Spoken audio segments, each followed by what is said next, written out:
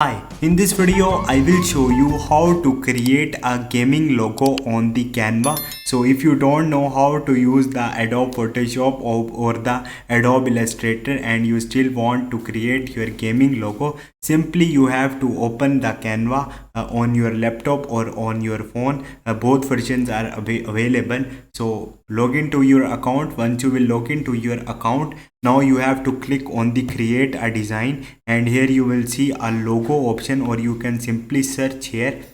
I select logo from here. Okay, once you will tap on that, you will see a new screen open here, editor like, and you have to search for the gaming here, gaming logos, and you will see gaming logos are appear here. Select any according to your choice. I select this one. Now zoom it, and you can tap on the text and write the monster. You can write your gaming name.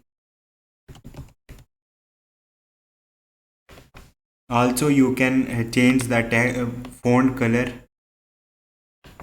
from here like this. You can add more things from elements like background, shapes, or you can also add some new graphics from here like this. And you can also change apply the some backgrounds.